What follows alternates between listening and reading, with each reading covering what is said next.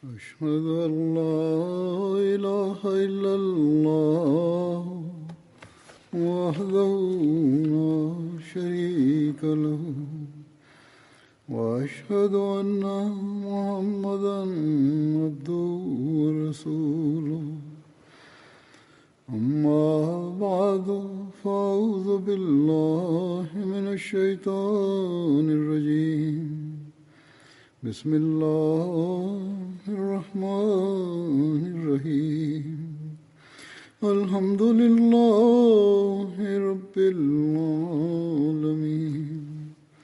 الرحمن الرحيم مالك يوم الدين إياك نعبد وإياك نستعين اهدنا الصراط المستقيم صراط الذين أنعمت عليهم غير المغضوب عليهم ولا الضالين.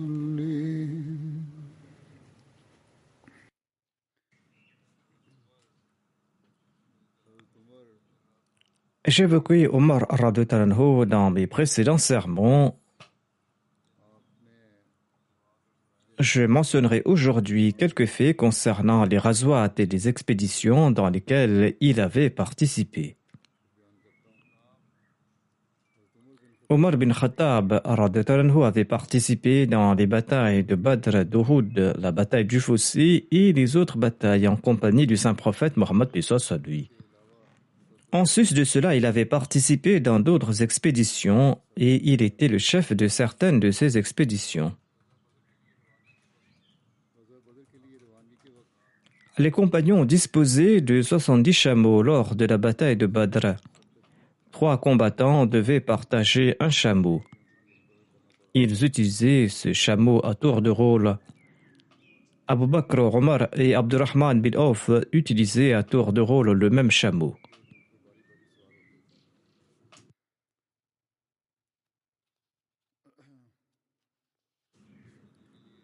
Voici le récit du départ du saint prophète Mohammed paix soit sur lui pour la bataille de Badr. Il est dit que le saint prophète Mohammed paix soit sur lui avait quitté Médine pour arrêter la caravane d'Abu Sufyan qui venait de la Syrie. Quand la caravane des musulmans est arrivée à Zafran, une des vallées de Safra, dans les alentours de Médine, le saint prophète Mohammed paix soit sur lui a su que les Korachites avaient quitté la Mecque dans le but d'aider la caravane commerciale venant de la Syrie. Le saint prophète Mohammed paix soit sur lui a demandé conseil à ses compagnons et il les a informés qu'une armée venait à grands pas de la Mecque. Et il leur a demandé conseil. Préférait-il combattre l'armée ou la caravane commerciale? Un groupe parmi eux a répondu qu'il préférait combattre l'armée koraïchite. Selon un autre récit, certains auraient déclaré: si vous aviez évoqué le combat, eh bien nous nous serions préparés à nous battre. Nous sommes sortis pour intercepter la caravane commerciale. Selon un autre récit, ils auraient déclaré: ô envoyé d'Allah, il est préférable d'arrêter la caravane commerciale et de laisser l'ennemi. Le visage du saint prophète Mohammed paix soit sur lui a changé en entendant ces propos.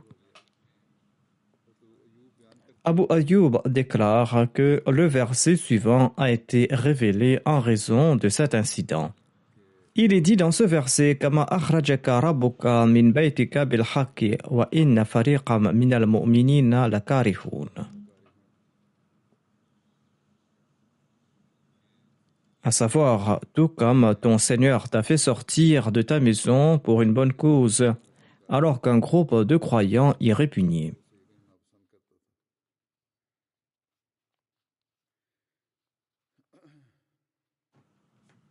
Abu Bakr s'est mis debout en cette occasion. Il a pris la parole et il a prononcé un très bon discours. Ensuite, Omar s'est mis debout. Il a pris la parole et il a prononcé un très bon discours lui aussi. Ensuite, Miqdad s'est mis debout. Il a déclaré: Ô envoyé d'Allah, obéissons à l'ordre que Dieu vous a donné. Nous sommes avec vous. Par Allah, nous ne sommes pas comme les disciples de Moïse et nous n'allons pas répondre Fadhhab anta wa rabbuka faqatila inna hahuna laqa'idun. C'est-à-dire, vois et ton Seigneur et combattez. Nous allons nous asseoir ici. Miqdad a déclaré, nous sommes avec vous et nous allons combattre à vos côtés tant que nous sommes en vie.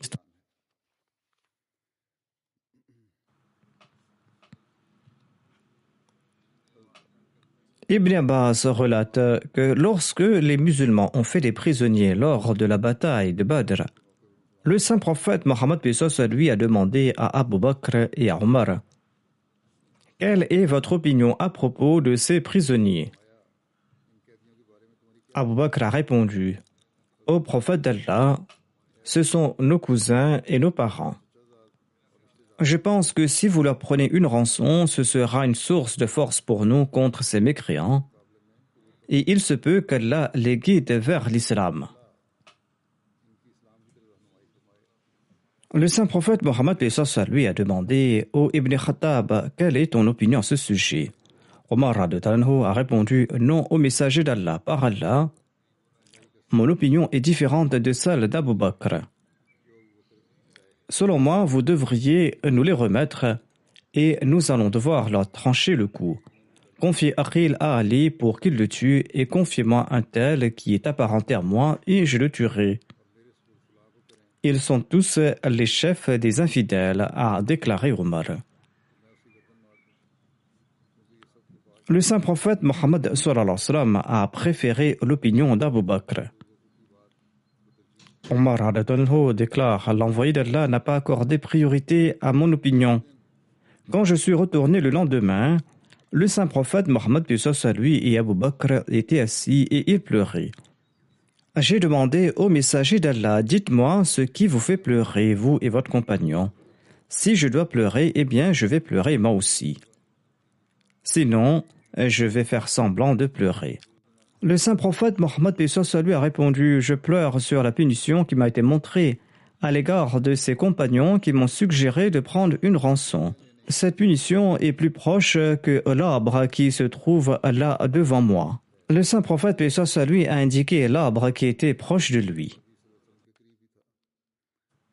Sur ce, Allah a révélé ce verset: Ma kana li nabiyyin an yakuna lahu asra hatta yuthkhina fil ard.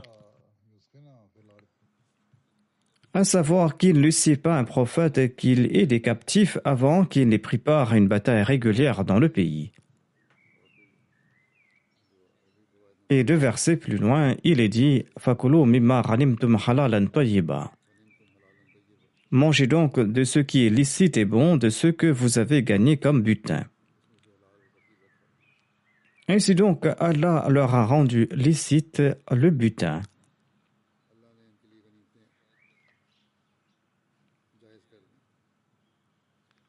Ce hadith est tiré du recueil de Muslim. Mais les propos du début de ce hadith, notamment le fait que le saint prophète Mohammed lui et Abu Bakr pleuraient, et les versets coraniques qui ont été mentionnés par la suite, tout cela rend ambigu tout le récit. Les faits ne sont pas clairs dans ce hadith. En tout cas, la majorité des compilateurs des recueils d'histoire et de sira ont relaté ce hadith en le considérant authentique. Les exégètes et les compilateurs de sira ont considéré que ce hadith est authentique et ils l'ont mentionné. Et il semblerait qu'Allah était en colère contre la décision de prendre une rançon des prisonniers de la bataille de Badr et qu'Allah appréciait davantage l'opinion de Omar. Les biographes de Omar consignent un chapitre séparé dans lequel il évoque les injonctions coraniques révélées sur l'opinion de Omar. Et il mentionne aussi cette opinion de Omar sur les prisonniers de la bataille de Badr et le fait qu'Allah avait préféré son opinion. Mais ce récit est assez vague. Comme je l'ai dit, il n'est pas clair et il semble que les biographes et les commentateurs ont mal compris ce récit.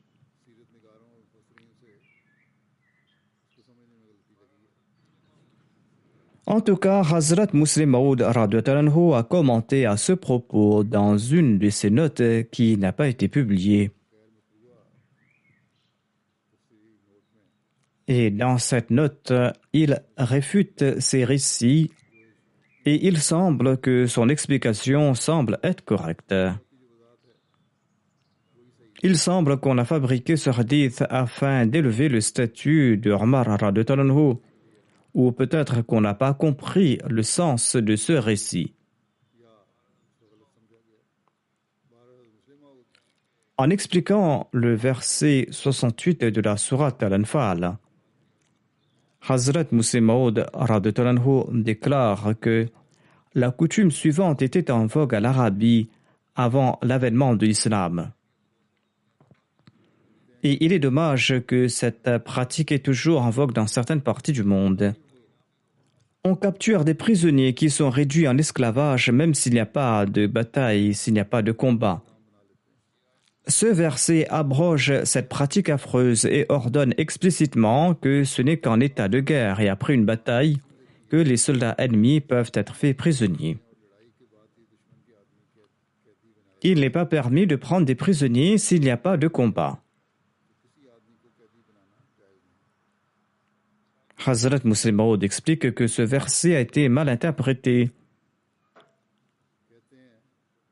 On relate que lorsque les musulmans ont capturé certains prisonniers de la Mecque lors de la bataille de Badr, le saint prophète paix soit lui a consulté ses compagnons sur le traitement que ces prisonniers méritaient. Omar était d'avis qu'ils devaient être exécutés, et Abu Bakr, quant à lui, était d'avis que ces prisonniers devaient être libérés contre le paiement d'une rançon.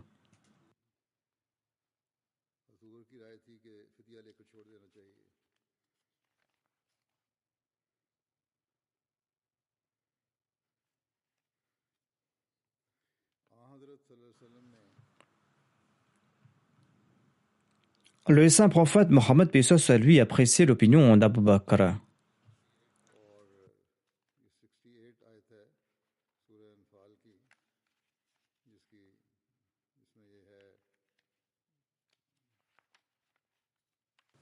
Dans le verset 68 de la sourate Al-Anfal, il est dit qu'il n'est permis à aucun prophète de prendre des prisonniers sans livrer une bataille régulière.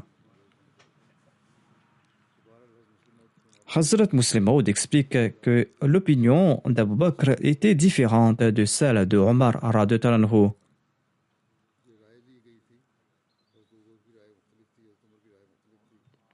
Et le saint prophète Mohammed paix soit lui a apprécié l'opinion d'Abu Bakr et il a libéré ses prisonniers contre le paiement des rançons. Mais après la révélation de ce verset, on aurait dit que Dieu n'avait pas apprécié l'action du saint prophète Mohammed paix soit lui et que les prisonniers auraient dû être tués et non rançonnés.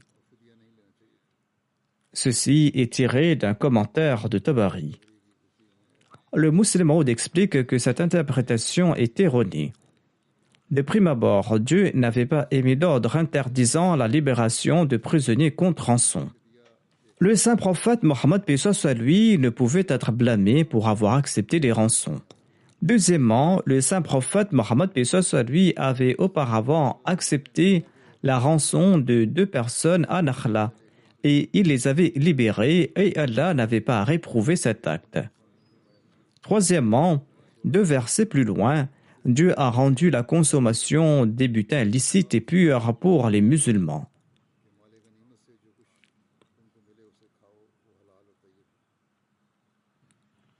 Personne n'aurait pu imaginer que Dieu ait réprouvé le fait que le saint prophète paix soit lui ait accepté des rançons. Ainsi, Dieu a rendu légitime et pur l'argent qu'il a gagné. Cette interprétation est donc tout à fait fausse. L'interprétation correcte est que ce verset énonce une règle générale selon laquelle les prisonniers ne peuvent être capturés que s'il y a une bataille régulière et quand l'ennemi est vaincu suite à des attaques violentes.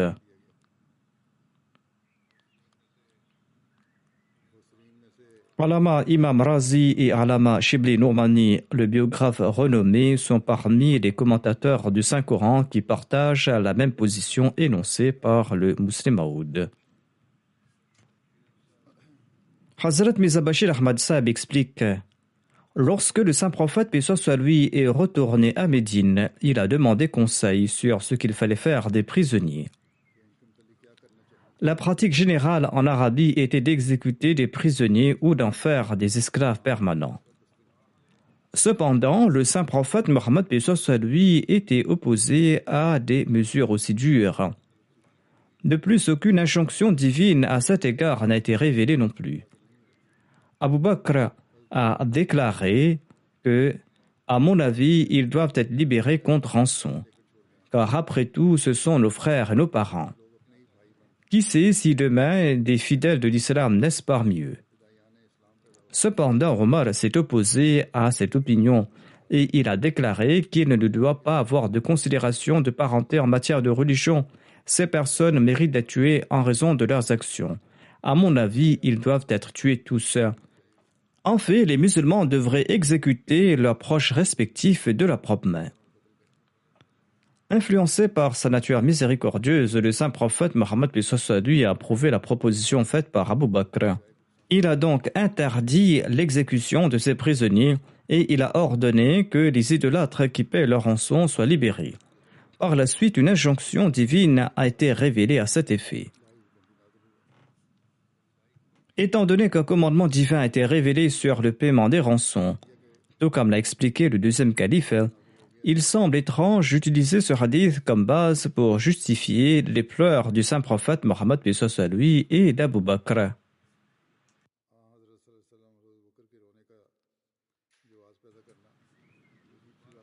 Hazrat Mirza Bashir Ahmad Sahib explique: à ce titre, une rançon de 1000 à 4000 dirhams a été fixée pour chaque individu en fonction de ses moyens.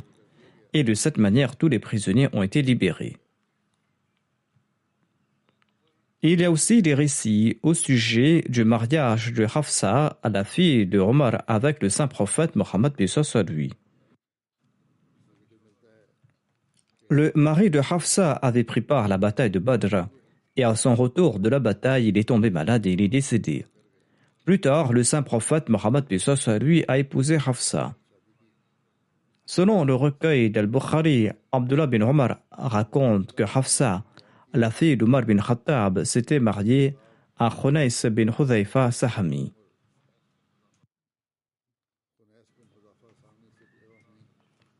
Et il était l'un des compagnons du saint prophète Mohammed lui et il a participé à la bataille de Badr. Il est décédé à Médine après la bataille de Badr. Omar a relaté: j'ai rencontré Othman bin Affan et je lui ai parlé à propos de Hafsa. Et je lui ai dit que je peux lui offrir sa main en mariage. Othman a répondu: je vais réfléchir à ce propos. Omar déclare: j'ai attendu pendant plusieurs jours. Ensuite, après quelques jours, Othman a déclaré: et j'ai décidé qu'il était mieux pour moi de ne pas me marier pour l'instant. Omar ajoute: je suis parti rencontrer Abu Bakr et je lui ai proposé à la main de Hafsa, ma fille.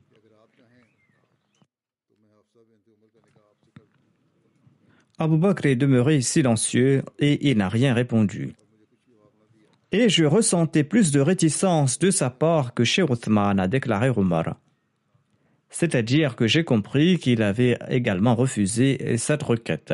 J'ai attendu quelques jours de plus et le saint prophète Mohammed lui a demandé la main de Hafsa en mariage. Et je l'ai mariée au saint prophète Mohammed lui. Lorsque le mariage a été consommé, Abu Bakr m'a rencontré et il m'a dit: peut-être aviez-vous ressenti quelque réticence de ma part. Vous aviez peut-être ressenti ce refus de ma part, a dit Abu Bakr. Vous aviez évoqué Hafsa et je n'ai pas présenté de réponse. En fait, je ne vous ai pas répondu parce que je savais que le saint prophète Mohammed lui avait mentionné Hafsa et je ne pouvais pas révéler ce secret de l'envoyé d'Allah sallallahu alayhi wa sallam. Autrement dit, Abu Bakr savait que le saint prophète Mohammed lui avait exprimé le souhait de se marier à Hafsa.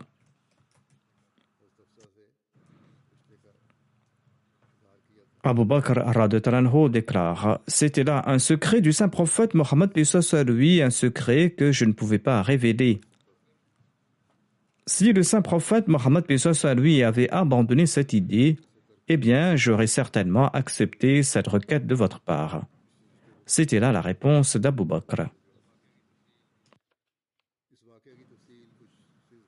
Dans son ouvrage Sirat Khatam an-Nabiyyin, Hazrat Mirza Bashir Ahmad Sahib a commenté sur ce mariage. Il déclare: Omar avait une fille du nom de Hafsa. Elle s'était mariée à un compagnon fidèle nommé Khunais bin Huzafa. Ce dernier avait pris part à la bataille de Badr. Après la bataille de Badr, de son retour à Médine, Khunais est tombé malade et il ne s'est pas rétabli. Quelque temps après son décès, Omar était inquiet concernant le deuxième mariage de Hafsa. Elle avait plus de 20 ans à l'époque. En raison de sa simplicité, Omar a rencontré lui-même Othman bin Affan et lui a parlé à propos de sa fille Hafsa. Il lui a dit qu'elle était veuve et que s'il était intéressé, il pourrait l'épouser. Cependant, Othman a évité le sujet. Par la suite, Omar en a parlé à Abu Bakr, mais lui aussi est demeuré silencieux et il n'a pas présenté de réponse.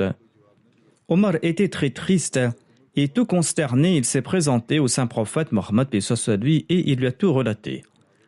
Le saint prophète Mohammed lui a répondu: ô Omar, ne t'inquiète pas. Si Allah le souhaite, Hafsa trouvera un meilleur époux que Othman et qu'Abu Bakr. Et Othman, quant à lui, recevra une meilleure épouse que Hafsa. Le saint prophète lui avait dit cela parce qu'il avait déjà l'intention d'épouser Hafsa et d'offrir sa propre fille Kulthum à Othman en mariage. Othman et Abu Bakr étaient au courant de cela, c'est pourquoi ils ont rejeté la proposition de Omar. Quelque temps après, le saint prophète Mohammed lui a marié sa fille Kulthum à Othman. Par la suite, le saint prophète Mohammed lui a lui-même envoyé une proposition à Omar concernant Hafsa. Qu'est-ce que Omar aurait pu demander de plus? Il a accepté volontiers cette proposition. Hafsa était mariée au saint prophète Mohammed lui au cours du mois de Charban en l'an 3 de l'Hégire et il est entré dans la maison du saint prophète Mohammed lui. Après ce mariage, Abu Bakr a dit à Omar: vous aviez peut-être ressenti quelque tristesse à cause de moi. En fait, j'étais au courant de l'intention du saint prophète Mohammed lui, mais je ne pouvais pas révéler son secret sans sa permission. Si le saint prophète lui n'avait pas l'intention de se marier à Hafsa, eh bien je l'aurais épousée très volontiers. Une sagesse particulière en épousant Hafsa était qu'elle était la fille de Omar, qui était considéré comme le compagnon le plus éminent après Abu Bakr. Omar faisait partie aussi des amis les plus intimes du saint prophète Mohammed lui. Ainsi, afin de renforcer davantage ces relations mutuelles, et afin de compenser le chagrin de Omar et de Hafsa suite à la disparition prénominée de Khunais bin Huzafa, le saint prophète lui a jugé approprié d'épouser Hafsa lui-même. Une autre sagesse était que si le saint prophète lui avait un plus grand nombre d'épouses, les tâches de prédication et de propagation, ainsi que l'éducation et la formation morale, aurait pu être accompli avec une plus grande facilité, sur une plus grande échelle et de manière plus excellente parmi les femmes. Les femmes qui constituent la moitié, sinon plus de la moitié de la population mondiale à certains égards. Voici le récit sur la bataille d'Uhud en référence à Omar radhiyallahu anhu.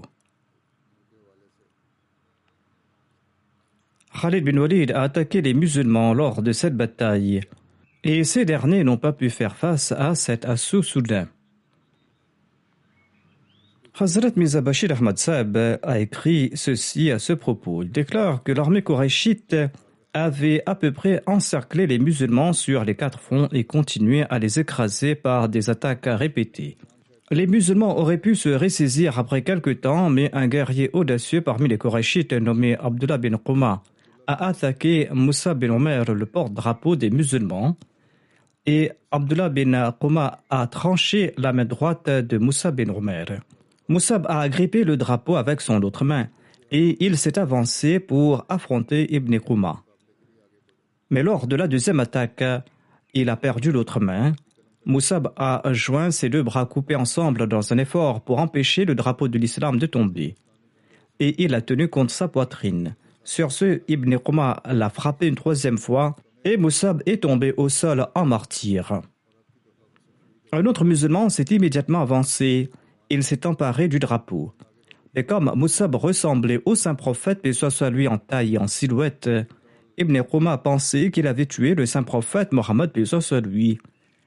Il est également probable que Ibn Quma l'a fait par malice ou pour tromper les musulmans, mais en tout cas, lorsque Moussab est tombé en martyr, Ibn Quma s'est exclamé qu'il avait tué le saint prophète Mohammed, paix soit sur lui. En entendant cela, les musulmans ont perdu tout ce qui leur restait de sang-froid et leurs forces les ont complètement quittés. Et de nombreux compagnons ont fui le champ de bataille dans un état de consternation. Les musulmans étaient divisés en 3 groupes lors de cette phase de la bataille. Un groupe était composé de ceux qui avaient fui le champ de bataille en apprenant que le saint prophète, paix soit sur lui, avait été tué. Ce groupe était le plus petit. Cependant, comme l'évoque le Saint-Coran, en tenant compte des circonstances particulières, ainsi que de la foi et de la sincérité de ses compagnons, Allah leur a pardonné cette action. Le deuxième groupe comprenait ceux qui n'avaient pas pris la fuite, mais qui, après avoir entendu la nouvelle du martyre du saint prophète, paix soit sur lui, avaient perdu leur courage, ou avaient senti qu'il était désormais inutile de se battre. Ainsi, ils étaient partis d'un coin du champ de bataille et se sont assis là-bas, la tête basse. Le troisième groupe comprenait ceux qui n'avaient cessé de se battre sans faille. Parmi eux, certains s'étaient rassemblés autour du saint prophète Mohammed, paix soit sur lui. Ils faisaient preuve de bravoure sans précédent, et la plupart combattaient sur le champ de bataille dispersés çà et là. Ces derniers et les compagnons du deuxième groupe continuaient à découvrir que le saint prophète, paix soit sur lui, était vivant. Et ils se battaient davantage et se rapprochaient du saint prophète Mohammed, paix soit sur lui, à l'image des gens possédés de folie. Une lutte très dangereuse s'ensuivit, et ce fut une période de grande épreuve et de tribulation pour les musulmans. Comme mentionné ci-dessus, en entendant la nouvelle du martyre du saint prophète Mohammed, paix soit sur lui, de nombreux compagnons avaient perdu leur esprit, et ils avaient jeté leurs armes, et ils se sont déplacés d'un côté du champ de bataille. Omar faisait également partie de ces personnes qui avaient sombré dans le désespoir. Ces personnes étaient assises d'un côté du champ de bataille quand un compagnon nommé Anas bin Nadhr Ansari est passé par là. Et en les voyant, il leur a demandé « Que faites-vous ici ?» Ils ont répondu que, étant donné que le saint prophète, paix soit sur lui, était mort, pourquoi se battre davantage? Anas a répondu « C'est le moment du combat, afin que nous puissions également mériter la mort que le saint prophète, paix soit sur lui, a mérité. » D'ailleurs, quel plaisir tirer de la vie après la disparition du saint prophète Mohammed, paix soit sur lui. Saad bin Mu'adh est passé par là, et Anas lui a dit « Ô Saad, je sens le parfum du paradis derrière cette montagne. » Anas a pénétré dans les rangs ennemis, et il est mort au combat. Après la bataille, on a constaté qu'il avait reçu plus de 80 blessures, et personne n'a pu reconnaître son cadavre. Finalement, sa sœur l'a identifié par une marque sur son doigt. Le saint prophète Mohammed, paix soit sur lui, avait atteint la vallée de la montagne avec quelques compagnons lors de la bataille d'Uhud, et un groupe d'infidèles a attaqué la vallée, parmi lesquels se trouvait Khalid bin Walid. Le saint prophète, paix soit sur lui, a prié en ces termes « Ô Allah, éloigne de nous ces gens ». Sur ce, Omar bin Khattab, avec quelques muhajirines, ont confronté ces polythéistes et ils les ont chassés. Hazrat Mirza Bashir Ahmad Sahib écrit ceci à ce propos. Abu Sufyan a pris quelques-uns de ses partisans et s'est dirigé vers le col de la montagne, où les musulmans s'étaient rassemblés. Et se tenant à côté, il a lancé « Ô musulmans, Mohammed sallallahu alayhi wa sallam est-il parmi vous ?» Le saint prophète, paix soit sur lui, a interdit à quiconque de répondre. Et c'est ainsi que les compagnons sont restés silencieux. Ensuite, il s'est enquis à propos d'Abu Bakr et d'Omar, mais conformément aux instructions du saint prophète, personne n'a répondu. Sur ce, Abu Sufyan a lancé d'un ton des plus arrogants. Toutes ces personnes ont été tuées, car s'ils étaient vivants, ils auraient répondu. En entendant cela, Omar n'a pu se retenir et il a lancé « Ô ennemi d'Allah, tu mens, nous sommes tous vivants et Allah va vous déshonorer d'entre nos mains. » Abu Sufyan a reconnu la voix d'Omar. Il a déclaré « Ô Omar, dis la vérité, Mohammed est-il vivant ?» Omar a répondu « Oui, il est vivant par la grâce de Dieu. Il est vivant et il écoute chacune de tes paroles. » Et d'une voix basse, Abu Sufyan a dit « Ibn Quma a menti parce que je te considère plus véridique que lui. » Ensuite, Abu Sufyan a lancé à haute voix « Ô Hubal, exalté soit ton nom. » Les compagnons étaient restés silencieux sur l'instruction du saint prophète Mohammed paix soit lui. Le saint prophète Mohammed paix soit lui avait ordonné le silence pour son propre nom. Mais il était tout agité d'entendre le nom d'une idole contester le nom d'Allah. Il a dit à ses compagnons « Pourquoi est-ce que vous ne répondez pas ?» Les compagnons ont demandé au messager d'Allah « Que devons-nous répondre ?» Le saint prophète Mohammed paix soit lui a déclaré « Proclamez, la grandeur et l'honneur n'appartient qu'à Allah l'exalté. » Abu Sufyan a répondu « Nous avons Uzza, mais vous n'avez pas d'Uzza. » Le saint prophète paix soit lui a demandé aux compagnons d'annoncer « Uzza n'est rien, Allah est notre soutien et vous n'avez pas de soutien. » Après cela, Abu Sufyan a déclaré « La guerre est comme un seau, parfois elle monte, parfois elle descend.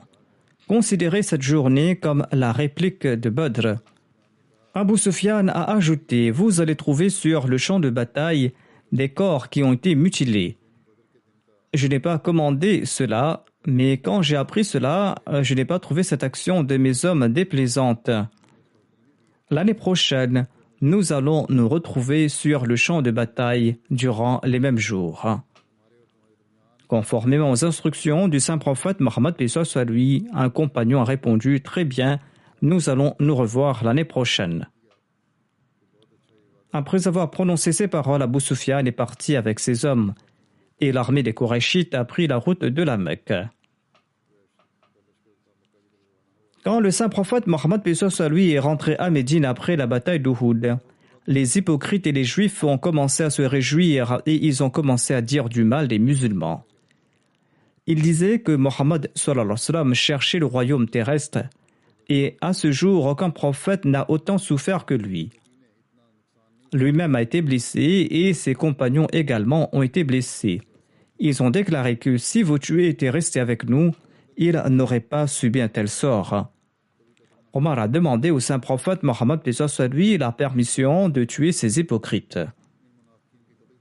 L'envoyé d'Allah a déclaré « Est-ce qu'ils ne rendent pas témoignage qu'il n'y a pas d'autre Dieu à part Allah et que je suis le messager d'Allah ?» C'est-à-dire que ces gens récitent la kalima. Omar a répondu « Certes, mais ils tiennent des propos d'hypocrites. Ils récitent la kalima par peur de l'épée. » Et leur cas est évident à présent. Les paroles de leur cœur sont sorties et Allah a révélé leur animosité. En ce cas, il faut certainement les punir.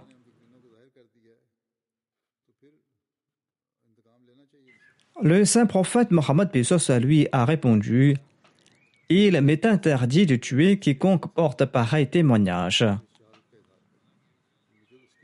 C'est-à-dire, il m'est interdit de tuer celui qui récite à la kalima. Je poursuivrai ces récits dans le futur, Inch'Allah. Je dois mentionner maintenant quelques personnes qui sont décédées récemment.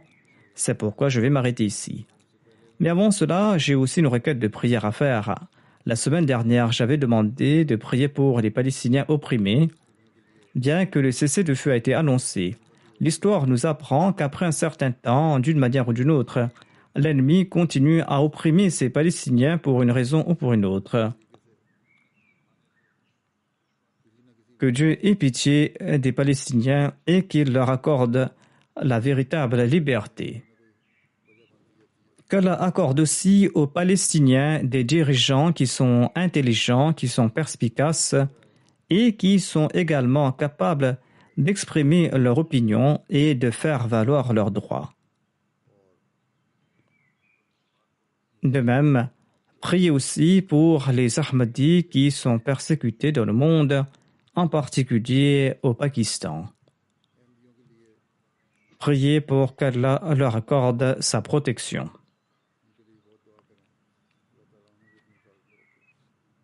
Le premier défunt que j'évoquerai aujourd'hui se nomme Qureshi Mohammad Fazlullah Saheb. Il était le Naïb Nazir-i-Shah de Qadian. Il est décédé le 27 avril dernier. Inna lillahi wa inna ilayhi raji'un. Le grand-père paternel de sa mère et le grand-père maternel de son père étaient Hazrat Munshi Mehiruddin Saheb. Il était un compagnon du Messie premier l'Islam. Et l'Ahmadiyya est entré dans la famille du défunt par son entremise. Munshi Mehiruddin fait également partie des contributeurs pour la construction du Minaratul Masih.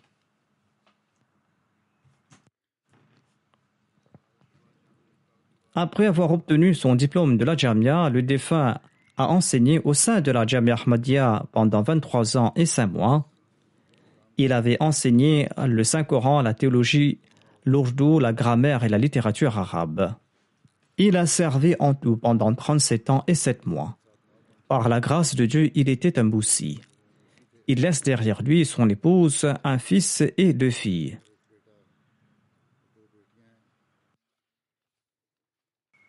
Makhdoum Saheb, le Nazir-i-Shah, décrit à son sujet que lorsque le défunt enseignait à la Jamia, il était un professeur très bienveillant. Il traitait les étudiants avec beaucoup d'amour et d'amitié, et il était très sympathique à leur égard. Il a fait preuve d'une grande honnêteté et d'une grande dévotion lors de son service. Il était toujours ponctuel et il encourageait les étudiants à être ponctuels. La plupart des missionnaires en Inde sont ses élèves, et ils ont beaucoup profité de sa compagnie. Le défunt était très simple de nature, il était bref dans ses propos, il ne parlait pas beaucoup, mais il possédait aussi une grande connaissance et ses propos étaient toujours bien étayés. Le défunt a occupé le poste de vice-président de la Khuddam al-Ahmadiyya de l'Inde. Il a aussi servi en tant que rédacteur en chef du journal Badr pendant 34 ans. Il a aussi servi en tant que rédacteur du journal Mishkat. Il était également membre du comité sur l'histoire de l'Ahmadiyya en Inde.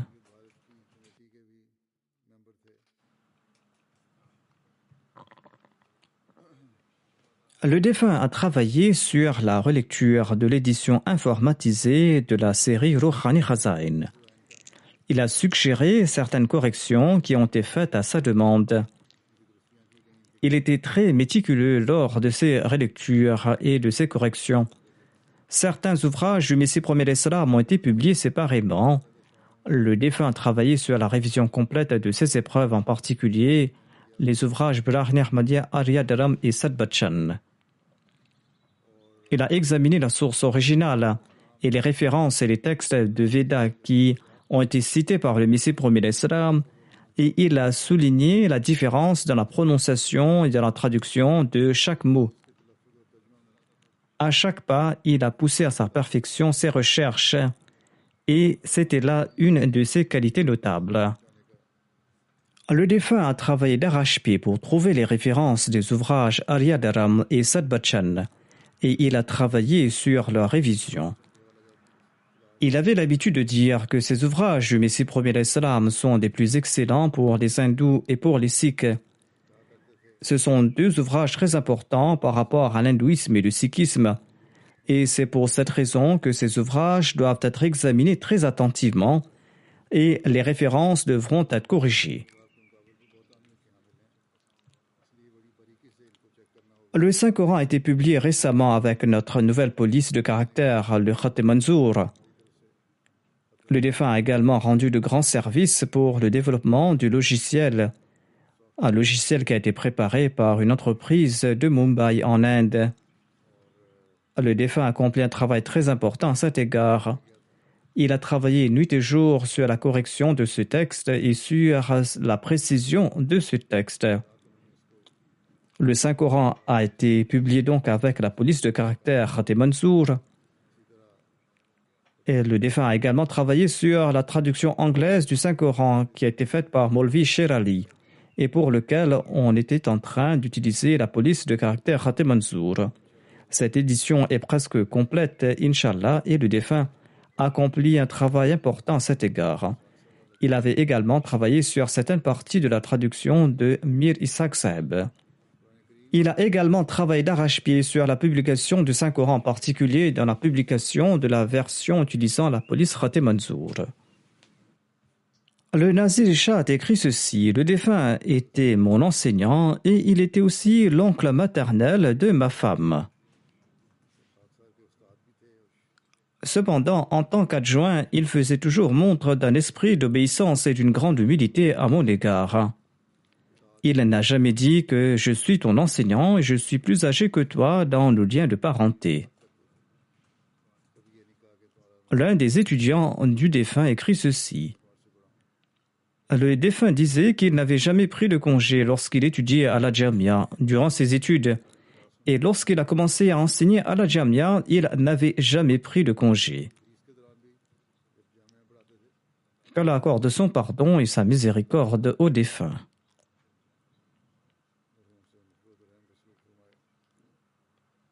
La deuxième personne que j'évoquerai se nomme Sayyid Bashiruddin Ahmad Sahib. Il était missionnaire et il était également de Qadian. Il est décédé à l'âge de 83 ans. Inna lillahi wa inna ilayhi raji'un. Le défunt était le petit-fils de Sayyid Sayyiduddin, qui était un compagnon du Messie premier alayhi salam. Le défunt était un homme très pieux. Il accomplissait régulièrement la prière de Tahajjud. Il se consacrait aux prières. Il était simple. Il était moussi. Il laisse derrière lui 3 fils qui travaillent tous les 3 dans les bureaux de l'Anjuman.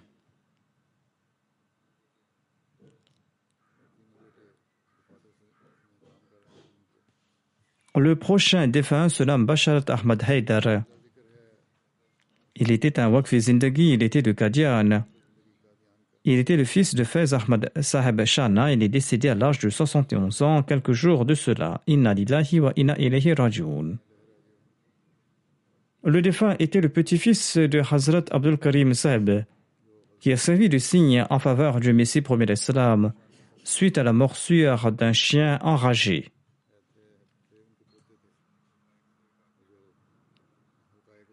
Il était originaire de Karnataka et il s'était rendu à Qadian. Et après avoir étudié à la Madrasa Ahmadiyya, il a travaillé dans différents bureaux. Et ensuite, il a été nommé responsable du département Rishtanata. Il y a servi la Jamaat. Et en tout, il a servi pendant 46 ans. Malgré le manque de ressources, il a mené une vie très digne et simple. Le défunt était un homme d'une grande moralité et d'une grande vertu. Le défunt était un moussi. Il laisse derrière lui sa femme, 3 filles. 3 filles à qui il a donné une très bonne éducation et il les a toutes mariées à des Waqifin Zindagi. Le prochain défunt se nomme Dr Mohammad Ali Khan, qui a servi comme amir de la Jamaat du district de Peshawar. Il est décédé le mois dernier à l'âge de 67 ans. Inna lillahi wa inna ilayhi raji'un. Il avait prêté le serment d'allégeance de son propre chef lorsqu'il était en FSI. Il raconte qu'il était assis un jour dans le magasin de son oncle. Une personne très digne est passée par là et s'en est allée. Quand il est parti, son oncle lui a dit « Sais-tu que c'est un Qadiani ?» Les Qadianis sont de très bonnes personnes. Le défunt déclare que c'était là sa première introduction à la Jamaat Ahmadiyya. Ensuite, à l'école de médecine, il avait un camarade de classe Ahmadi qui lui a demandé un jour s'il croyait que Jésus-Christ était vivant ou mort. Mohammad Ali, le défunt, a répondu que, selon lui, Jésus-Christ est décédé. L'étudiant Ahmadi a pensé qu'il devait lui prêcher le message de l'Ahmadiyya. Il a donc emmené le défunt à la mission et il a présenté la Jamaat Ahmadiyya. À l'époque, Basharat Bashir Sindi Sahib était le missionnaire. Quand le défunt a vu le missionnaire portant un pantalon et une chemise, il en était tout étonné. Il était étonné de voir la mode vestimentaire moderne de ce Maulvi. Basharat Bashir lui a offert l'ouvrage Dawatul Amir. Le défunt a lu cet ouvrage et dès qu'il a terminé cet ouvrage, il était convaincu que l'Ahmadiyya était vrai. Il a fait la Bayra en 1973 et en 1974, feu le troisième calife a accepté son serment d'allégeance. Des émeutes anti-Ahmadi ont éclaté en 1974 lorsqu'il est devenu Ahmadi. Et il a été attrapé par des gens lors d'un rassemblement. Les élèves de son établissement lui ont demandé de rejeter l'Ahmadiyya. Ils avaient découvert qu'il était Ahmadi. Ils lui ont dit qu'ils allaient le tuer s'il n'abandonnait pas l'Ahmadiyya. L'administration de l'université n'a rien pu faire. À l'époque, le chancelier de l'université était Ali Khan, le fils de Bacha Khan. Il s'est présenté et il a pris le défunt sous son aile et il l'a emmené avec lui dans son véhicule. Ils sont sortis hors de la ville et il a laissé le défunt à l'extérieur de la ville. De là, le défunt est rentré dans son village en marchant à pied et il n'avait pas de chaussures. Il déclare que mon père m'a dit: pourquoi est-ce que tu te mets en difficulté? Pourquoi est-ce que tu nous diffames? Pourquoi ne pas abandonner l'Ahmadiyya? Le défunt a répondu qu'il ne pouvait pas abandonner l'Ahmadiyya. Il déclare que les débats ont continué avec mon père, mais je ne pouvais pas continuer mes études en raison du fait que la situation s'était aggravée. La situation était très difficile, mais j'étais déterminé à suivre l'Ahmadiyya. Un jour, mon père m'a dit: mets fin à ce problème et quitte l'Ahmadiyya. Le défunt a répondu: la seule situation est que vous devez ajouter du poison au repas que vous allez m'envoyer pour que je meure. Cela va résoudre votre problème. Quant à moi, je ne pourrai pas abandonner le Messie premier d'Islam et sa Jamaat. Par la suite, jamais son père ne lui a demandé d'abandonner l'Ahmadiyya. Après le décès de son père, le défunt s'est présenté pour ses funérailles, mais il n'a pas accompli sa prière funéraire. Les gens ont dit que c'était contre les traditions tribales et ils ont exprimé une grande animosité à son égard en disant qu'il était un fils indigne pour avoir refusé d'accomplir la prière funéraire de son père. Le défunt a répondu que le Messie premier d'Islam était plus important pour lui. De la même manière, sa mère l'a très maltraité. Elle lui a dit que tu n'es pas mon fils et il a été déshérité. Le défunt n'est pas retourné dans son village après cela, mais il n'a cessé d'aider sa mère. Il se rendait chez son oncle paternel et de là il prenait soin de sa mère et l'aidait financièrement. Et quand sa mère est décédée, il n'a pas accompli ses prières funéraires. De même, il avait converti un de ses frères cadets à l'Ahmadiyya. Celui-ci n'a pas accompli les prières funéraires de sa mère non plus. Et les gens les ont critiqués et les ont traités de fils indignes. Mais le défunt a déclaré qu'il était question de l'honneur de la Jamaat, étant donné que ces gens insultaient le Messie premier d'Islam, nous ne pouvons pas accomplir leur prière funéraire. Il a donc démontré un très grand sens de l'honneur à l'égard de la communauté. Le défunt a servi pendant 27 ans au sein de l'armée et il a pris sa retraite au grade de lieutenant-colonel. Il était médecin et après sa retraite, il a reçu la médaille présidentielle de distinction militaire. Il a travaillé comme professeur adjoint à l'hôpital universitaire Nasir de Peshawar et comme chef du département de psychologie. À l'âge de 32 ans, il a été nommé par le 4e calife comme émir de la région frontalière et du district de Peshawar et président de la Jamaat de Peshawar. En 1985, il a été nommé membre du conseil d'administration du Waqf Jadid. Le défunt a conservé ce poste à vie et il a également été membre du conseil d'administration du Waqf Jadid. Et il était aussi membre de la fondation Fazle Omar et membre de la fondation Tahir et membre permanent de la Shura. Son frère cadet est le colonel Ayoub. J'en ai fait mention, il a également accepté l'Ahmadiyya et il avait épousé la fille de Shamsuddin Khan Saheb, qui était l'amir de la région frontalière du Pakistan.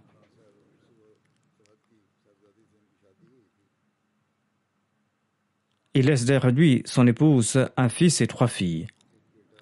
Son fils est Waqf Zindagi et il est en train de servir avec Humanity First en Tanzanie.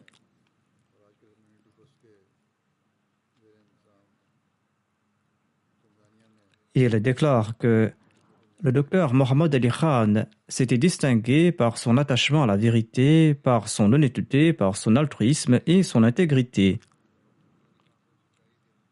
Il ne faisait jamais mention d'argent, de dépenses et des biens mondains ou autre chose qui était liée à ce monde. Tous ses enfants ont écrit la même chose. Il ajoute qu'il a toujours vécu une vie qui était pleine de satisfaction, une vie qui était heureuse. Il a dirigé la Jamaat de Peshawar avec amour et en faisant confiance en l'aide de Dieu dans des circonstances très difficiles. Les habitants de Peshawar sont profondément attristés par sa mort. Il avait un grand amour pour le califat. Il faisait preuve d'une obéissance exemplaire à l'égard du califat. Il avait un grand amour pour le Messie premier l'Islam et le saint prophète, paix soit lui, et il était toujours prêt à consentir à tout sacrifice pour défendre l'unicité de Dieu, et il possédait de nombreuses autres qualités. Le prochain défunt dont je dirigerai la prière funéraire se nomme Mohammad Rafi Khan Shehzada de Rabwa. Il est décédé le 30 mars dernier. Inna lillahi wa inna ilayhi raji'un. Le défunt avait 82 ans. Il était le petit-fils de Hazrat Ghulam Rasulullah Afghani et d'Aisha Pathani et l'arrière-petit-fils de Hazrat Abdus Sattar Khan, qui était une personnalité célèbre de la communauté. Le défunt était régulier dans ses actes d'adoration et il accomplissait la prière de Tahajjud depuis sa jeunesse. Il avait un sens de l'honneur pour la religion, il avait un grand zèle à l'égard de la religion, c'était une personne très pure. Durant ses derniers jours et au cours de sa dernière maladie, il récitait le Saint-Coran à voix haute en dépit des difficultés à respirer. Il avait été recruté dans l'armée de l'air d'Abu Dhabi et il avait déménagé là-bas pendant quelque temps. Un Maulvi de l'Assemblée de l'armée de l'air avait dit que les Qadianis méritent d'être tués. Il s'est levé et avec beaucoup de courage, il a déclaré que je suis un Ahmadi, eh bien tuez-moi alors. Par la suite, il a démissionné de là-bas et il est retourné au Pakistan où il a ouvert une pharmacie et il a servi aussi en tant que président de la Jamaat de Darur Rahmat Sharqi Rajiki. Il a participé à environ 50 épisodes d'une émission en langue pashto sur la MTA. Il faisait preuve d'une grande compassion à l'égard de tout le monde et il se comportait tel un père à l'égard de ses voisins. Il aidait discrètement les autres. Il était aussi un moussi. Il laisse derrière lui son épouse, 2 fils et 4 filles.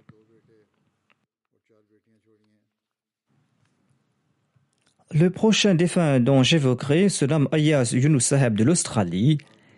Il est décédé dans une inondation en Australie, dans l'État australien de Nouvelle-Galles du Sud.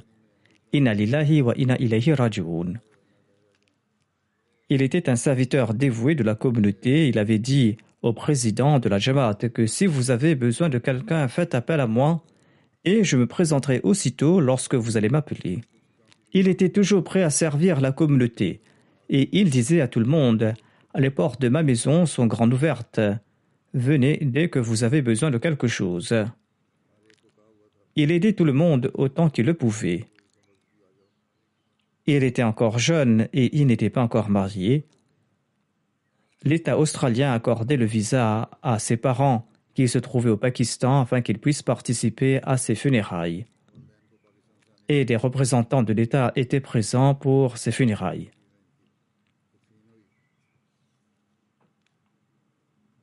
Le prochain défunt se nomme Tahir Ahmad Saheb, fils de Mian Qurban Hussein. Il servait au sein de la Wakalat Mala Thalith de Rabwa et il était le père de Idris Ahmad Saheb, qui est l'architecte et qui a travaillé sur le projet d'Islamabad. Il était âgé de 77 ans. Inna lillahi wa inna ilayhi raji'un. Le défunt était secrétaire de la Tarbiya de la Jamaat locale. Il a servi en tant que vice-président Isaïm Ansarullah. Il accomplissait régulièrement ses prières de tahajjud et ses nawafil. Il récitait régulièrement le Saint-Coran et il était membre du système d'Al-Wasiya. Il laisse derrière lui 2 filles et 3 fils et son épouse. Ensuite, je vais diriger la prière funéraire de Rafiq Aftab du Royaume-Uni. Il était le père de Farouk Aftab. Il est décédé au cours du mois d'avril dernier à l'âge de 63 ans. Inna lillahi wa inna ilayhi raji'un.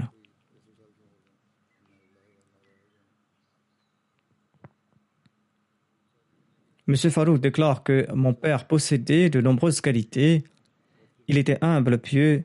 Il était toujours en contact avec tout le monde. C'était quelqu'un de jovial et de respectable. Il était très hospitalier. Il respectait les autres. De nombreuses personnes nous ont appelés pour nous dire la même chose et ont témoigné de ses qualités. C'était quelqu'un qui était très sincère et dévoué. Et il a toujours encouragé ses enfants à rester attachés au califat. Et c'est grâce à ces efforts que ses enfants sont en train de servir la communauté aujourd'hui. La prochaine défunte se nomme Zarina Akhtar Saheba, épouse de Nisa Nasir Ahmad Chittimasi, qui enseigne à la Jamia Ahmadiyya du Royaume-Uni. Elle est décédée le mois dernier. Inna lillahi wa inna ilayhi raji'un. Elle était une des descendantes des compagnons du Messie premier d'Islam. C'était une personne très patiente et reconnaissante qui a pu servir ses parents et ses beaux-parents. Elle a fait preuve d'une grande fidélité en tant qu'épouse d'un Waqfi Zindagi.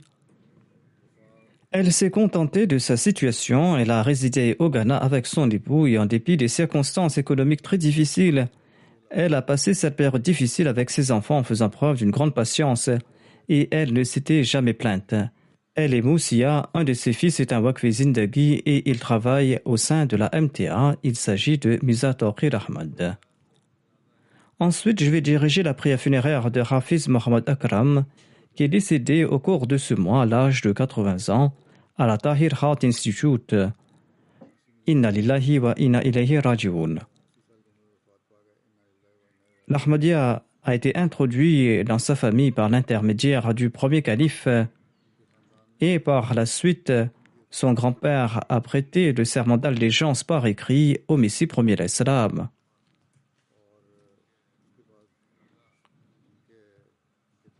Il n'avait pas pu prêter le serment d'allégeance directement sur les mains du Messie premier d'Islam. Il l'avait fait par écrit. L'un des petits-fils du défunt se nomme Abdul Khabir Rizwan et il est en train de servir au sein du bureau du secrétaire privé au Royaume-Uni.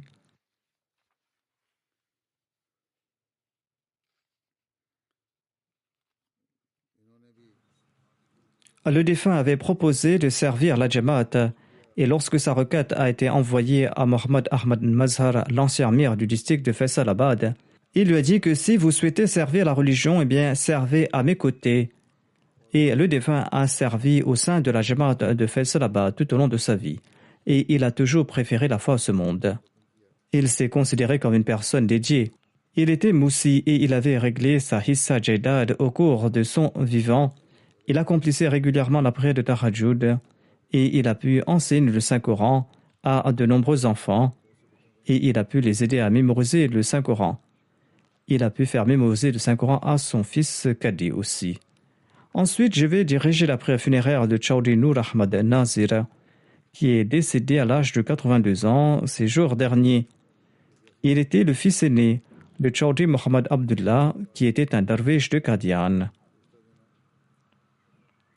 Par la grâce de Dieu, les 2 fils du défunt ont dédié leur vie. L'un est directeur d'une école de la communauté au Libéria et l'autre, qui se nomme Mansour Ahmad Mozafer, il est en train de servir la communauté au Ghana en tant que missionnaire. Ces 2 fils n'ont pas pu se rendre aux funérailles de leur père en raison de leurs activités respectives.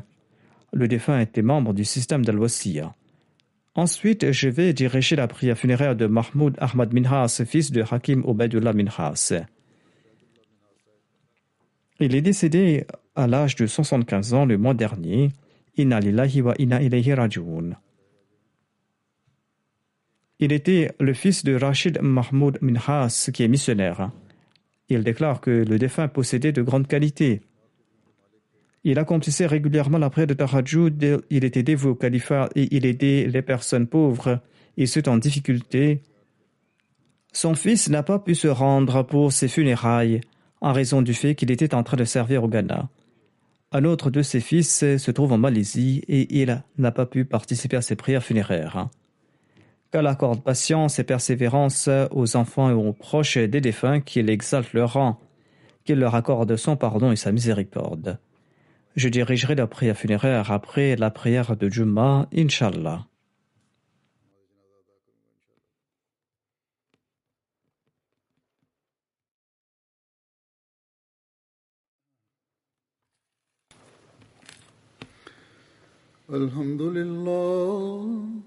الحمد لله نحمده ونستعينه ونستغفره ونؤمن به ونتوكل عليه ونعوذ بالله من شرور أنفسنا ومن سيئات أعمالنا من يهده الله فلا مضل له ومن يضلل فلا هادي له ونشهد أن لا إله إلا الله ونشهد أن محمدا عبده ورسوله عباد الله رحمكم الله إن الله يأمر بالعدل والإحسان وإيتاء ذي القربى وينهى عن الفحشاء والمنكر والبغي يعظكم لعلكم تذكرون اذكروا الله يذكركم وادعوه يستجب لكم ولذكر الله أكبر